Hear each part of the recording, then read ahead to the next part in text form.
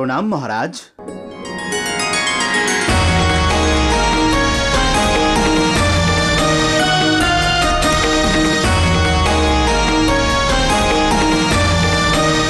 হে দারুক, সবাই বলে যুদ্ধে একজন রাজার কাছে যতটা গুরুত্বপূর্ণ তার তলোয়ার, ঠিক ততটাই গুরুত্বপূর্ণ তার সারথিও।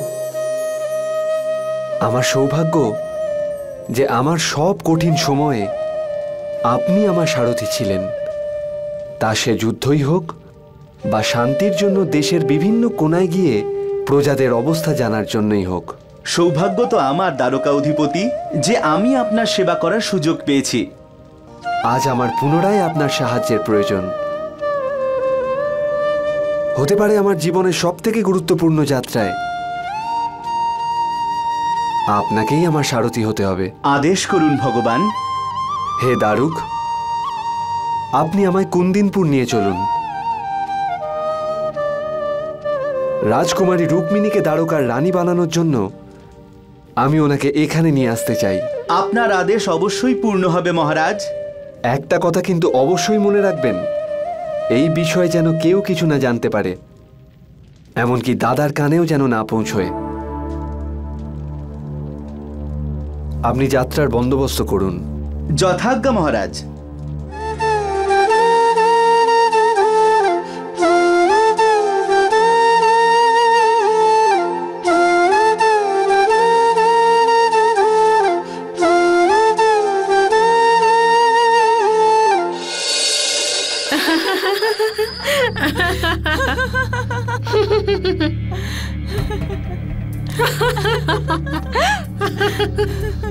কি কথা বলছো? ফিসফিস করে কি রাজকুমারীর ভাগ্য নিয়ে কি ঈর্ষা করছো? কারণ উনি আমার মতো শক্তিশালী, অতি সম্মানীয়, বলবান পুরুষের মতো একজন স্বামী পাচ্ছেন। ব্যাপারটা আসলে অন্য। আচ্ছা বলো, নিঃসংকোচে বলো। আজকে আমি খুবই প্রসন্ন, কাউকে কিছুই বলবো না। মহারাজ, আমাদের রাজকুমারী এত সুন্দর দেখতে যে স্বর্গের অপ্সরাও ওনার কাছে হার মানবে। ওনার ব্যক্তিত্ব আর রূপের সামনে এই ত্রিভুবনে কেউ ওনার ধারে কাছে আসতে পারবে না। আমরা তাই এটাই বলছিলাম, সে আপনি যতই হলুদ আর চন্দন মাখুন না কেন, আমাদের রাজকুমারীর সামনে আপনি টিকতেও পারবেন না। আপনাদের রাজকুমারী কি বাস্তবে এতটাই সুন্দরী যতটা আপনারা বলছেন, নাকি আপনাদের রাজভক্তিতে এত কিছু বলছেন আপনারা? মহারাজ, আপনি তো অনেক শক্তিশালী, তাহলে যান একবার নিজেই দেখে আসুন। কথা দিচ্ছে আপনাকে, এরপর থেকে আপনি চাঁদের বদলে শুধুমাত্র আমাদের রাজকুমারীকেই চোখে হারাবেন।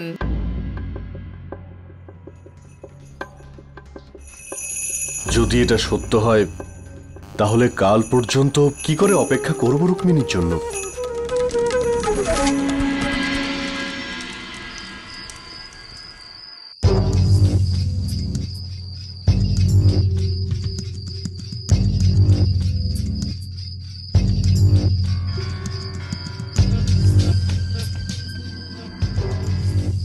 দারুক, আপনি আপনার ঘোড়াদের এত জোরে ছুটতে বলুন যাতে পবনও পিছিয়ে পড়ে। আমাদের কাল সকালে যে কোনো উপায়ে কুন্দিনপুর পৌঁছতে হবে।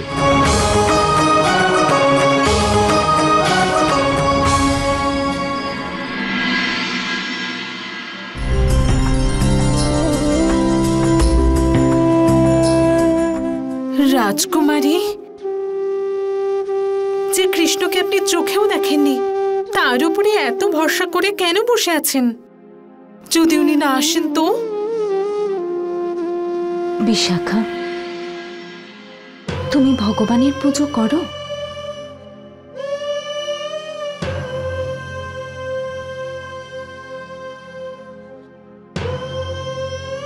কিন্তু তুমি তো ভগবানকে দেখোইনি, তাহলে ভগবানের অস্তিত্বের উপর কি করে বিশ্বাস করো? তাও তুমি পুজো করো। বিশাখা, বিশ্বাস তো হৃদয়ে থাকে, আর হৃদয়ের বিশ্বাসের জন্য কারোর অস্তিত্ব আছে কি নেই, তাকে দেখেছে কি না, এসবের কোনো অর্থ নেই। আমার বিশ্বাস শুধু কৃষ্ণের উপর নয়, বরং সেই পুরুষের উপরও আছে যে নিজের প্রতিশ্রুতি পালন করতে আসবে আর একজন নারীর আহ্বান শুনে তাকে উদ্ধার করতে আসবে।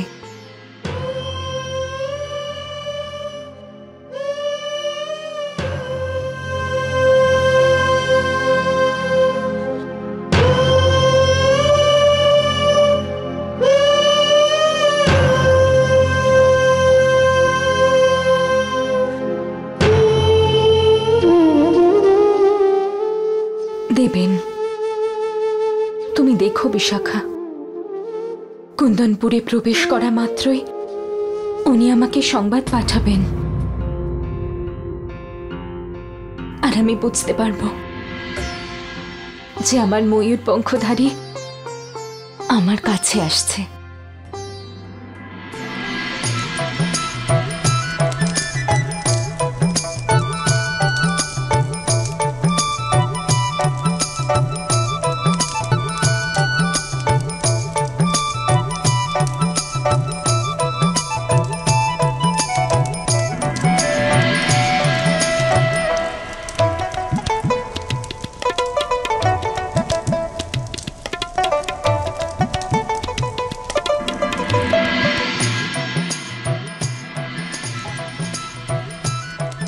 এই এরে তুই হ্যাঁ ধর ওকে ধর পালিয়ে যাচ্ছে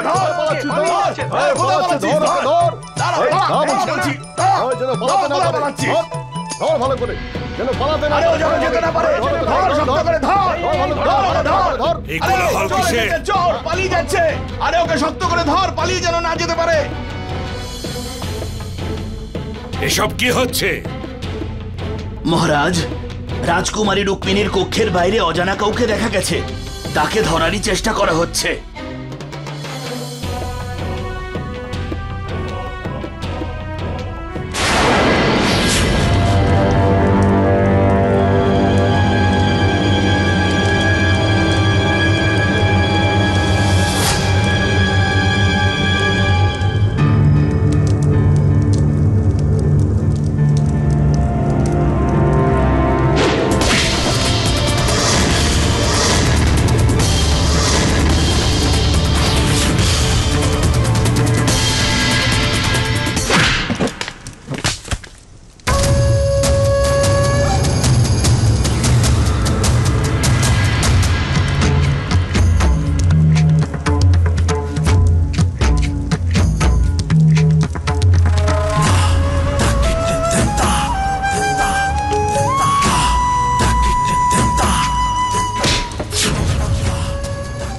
রাত্রির অন্ধকারে একজন নারীর বেশ ধরে এখানে আসা ছলনাকারী কাপুরুষ একজনই হতে পারে।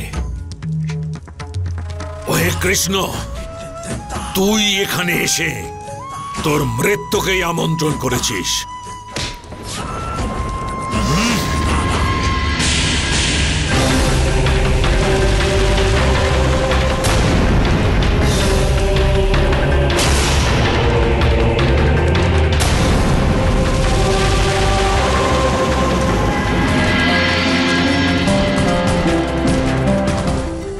লতা, কিছু জানতে পারলে?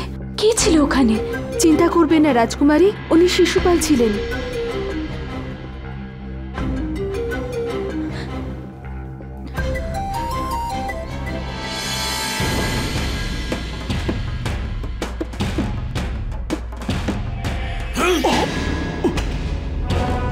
শিশুপাল, হতে পারে তুমি একজন মহান রাজার পুত্র, আর আমার দত্তক পুত্র হতে পারো, কিন্তু মানুষ জন্ম দিয়ে নয়, দর্শন দিয়েও নয়, কর্ম দিয়ে মহান হয়।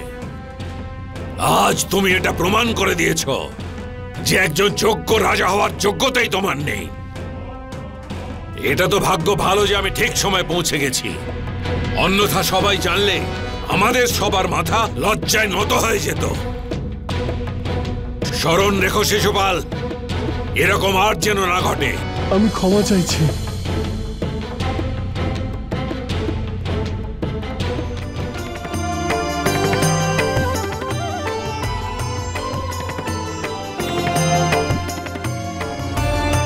হে দ্বারকা অধিপতি, যদি আপনি অনুমতি দেন তাহলে আপনাকে কি আমি আমার মনের একটা প্রশ্ন করতে পারি?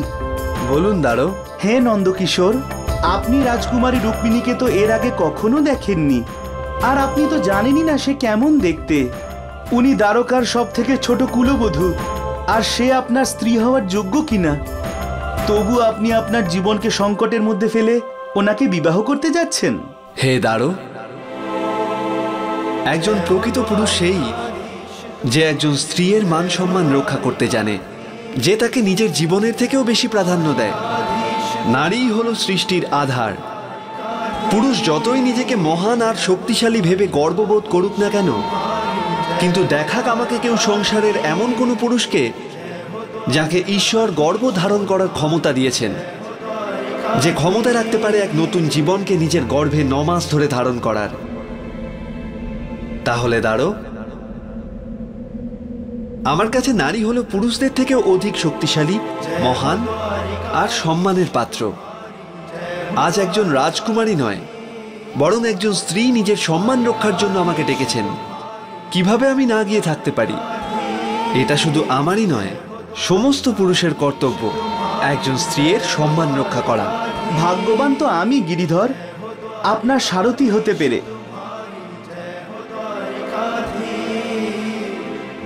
মহারানী রেবতী, মহারাজ বাসুদেব আর মহারানী দেবকী প্রবেশ করছেন। প্রণাম মাতা।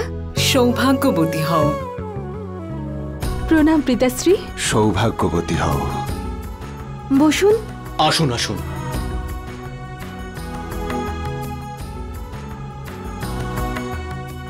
সবকিছু ঠিক আছে তো মাতা? এখানে আসতে কোনো অসুবিধা হয়নি তো? না মা, কোনো অসুবিধা হয়নি। কৃষ্ণ কোথায়? হ্যাঁ রেবতী, কৃষ্ণকে এক্ষুনি ডাকো। মাতা তো পুরো যাত্রা জুড়ে শুধু কৃষ্ণেরই নাম জপ করছিলেন।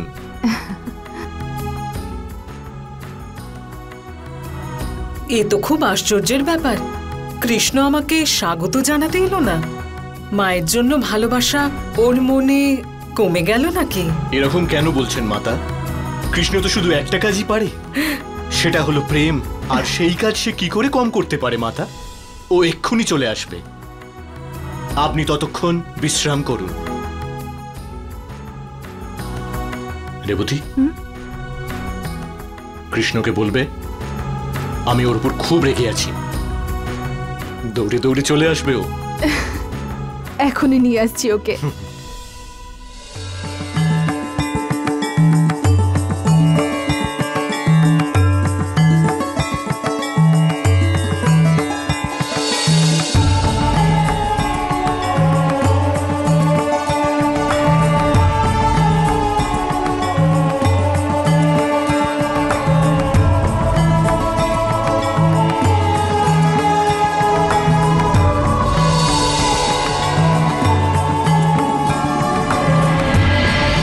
কৃষ্ণ এখনো আসেনি?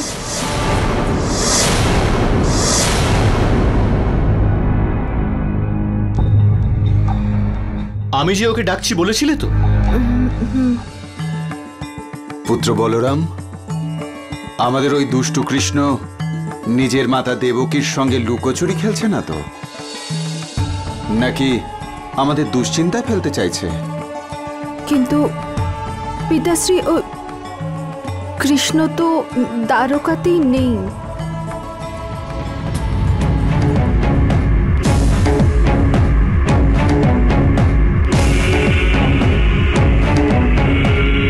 কোথায় গেছে ও?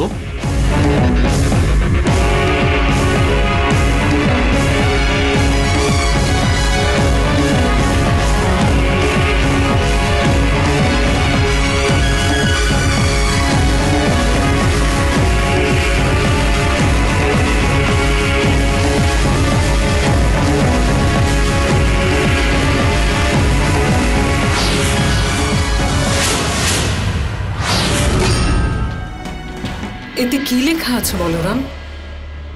কৃষ্ণ আপনাদের বৌমা আনতে কুন্দনপুর গেছে।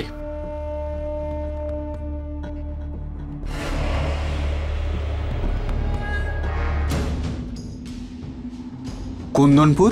কিন্তু এখন তো সেখানে রাজকুমারী রুক্মিণীর বিবাহ। এটা কি করে হতে পারে? পুত্র বলরাম, তোমার কৃষ্ণকে বাধা দেওয়া উচিত ছিল। পিতাশ্রী, যদি জানতাম তাহলে অবশ্যই আটকাতাম। কৃষ্ণর মনে কখন যে কি চলে তা তো কেউ জানতে পারে না। হে ভগবান, শুনেছি ওই বিবাহ আসরে নাকি জরাসন্ধও এসেছে। তোমাদের অনেক শত্রু রাজা আর তাদের সেনারাও নিশ্চয়ই থাকবে। মাতা, আপনি কৃষ্ণের জন্য চিন্তা করবেন না। একজন মাতার কাছে তো তার সন্তান সবসময় দুর্বল হয়, কিন্তু আপনার কৃষ্ণ মহাযোদ্ধা। এই সংসারের সমস্ত বীর যোদ্ধারা মিলেও যদি ওর সঙ্গে যুদ্ধ করে তাও ওকে হারাতে পারবে না, যদি না কৃষ্ণ কখনো নিজে থেকে চায়। আপনি একদম চিন্তা করবেন না। আমি এক্ষুনি আমাদের সমগ্র সেনাদলকে নিয়ে আমাদের কৃষ্ণের সাহায্যের জন্য রওনা দিচ্ছি।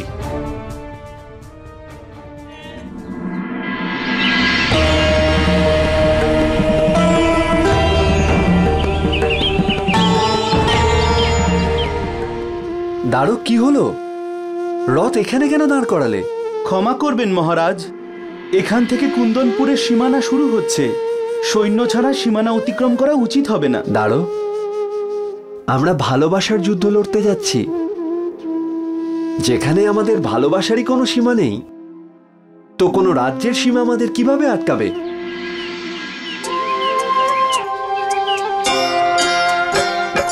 कृष्ण ब्याह को जा रहे बिन डोली बारात, हरी इच्छा से उड़ रहा आगे आगे बात, अचरज की है बात।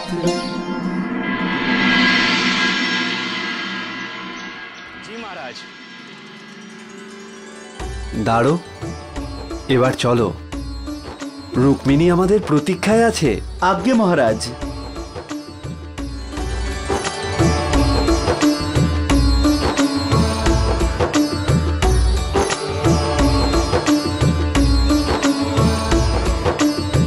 पले पल एक युग सा लगे, कटे न काली रैन, हृदय है व्याकुल बड़ा, मन बाहे बेचैन, रथ को ले चल सारथी, पवन वेग से आज मिट जाए क्षण मात्र में दूरी का सम्राट।